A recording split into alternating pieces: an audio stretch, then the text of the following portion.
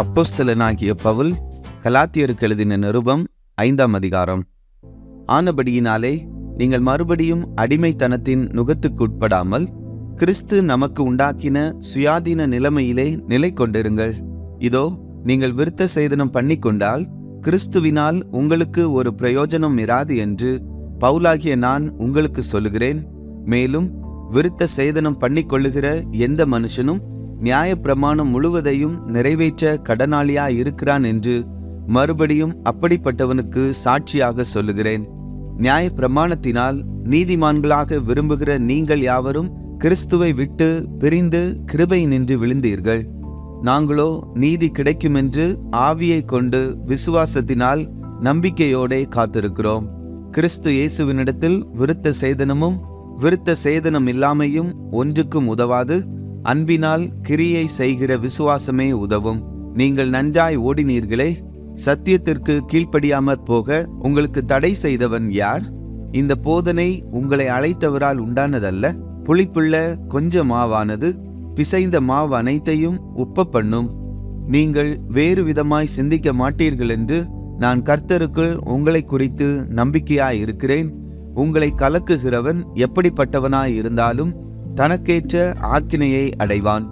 சகோதரரே, இதுவரைக்கும் நான் விருத்த சேதனத்தை பிரசங்கிக்கிறவனாயிருந்தால் இதுவரைக்கும் என்னத்திற்கு துன்பப்படுகிறேன்? அப்படியானால் சிலுவையை பற்றி வரும் இடரல் ஒளிந்திருக்குமே. உங்களை கலக்குகிறவர்கள் தரிப்புண்டு போனால் நலமாயிருக்கும். சகோதரரே, நீங்கள் சுயாதீனத்திற்கு அழைக்கப்பட்டீர்கள்.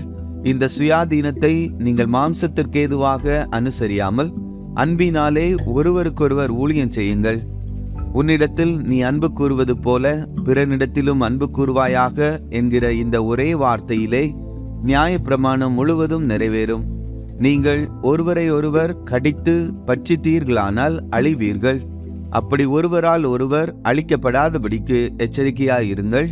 பின்னும் நான் சொல்லுகிறது என்னவென்றால், ஆவிக்கேற்றபடி நடந்து கொள்ளுங்கள், அப்பொழுது மாம்ச இச்சையை நிறைவேற்றாதிருப்பீர்கள். மாம்சம் ஆவிக்கு விரோதமாகவும் ஆவி மாம்சத்துக்கு விரோதமாகவும் இச்சிக்கிறது.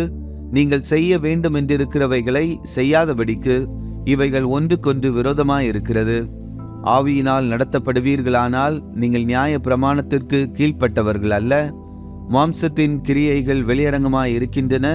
அவையாவன விபச்சாரம், வேசித்தனம், அசுத்தம், காம விகாரம், விக்கிரக ஆராதனை, பில்லி சூனியம், பகைகள், விரோதங்கள், வைராக்கியங்கள், கோபங்கள், சண்டைகள், பிரிவினைகள், மார்க்க பேதங்கள், பொறாமைகள், கொலைகள், வெறிகள், களியாட்டுகள் முதலானவைகளை.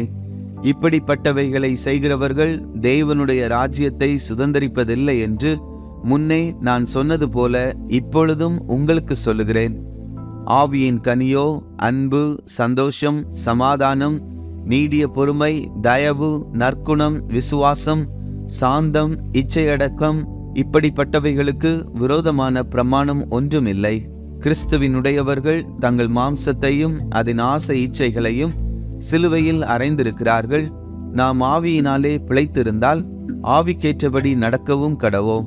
வீண் புகழ்ச்சியை விரும்பாமலும் ஒருவரை ஒருவர் கோபமூட்டாமலும் ஒருவர் மேல் ஒருவர் பொறாமை கொள்ளாமலும் இருக்க கடவோம்.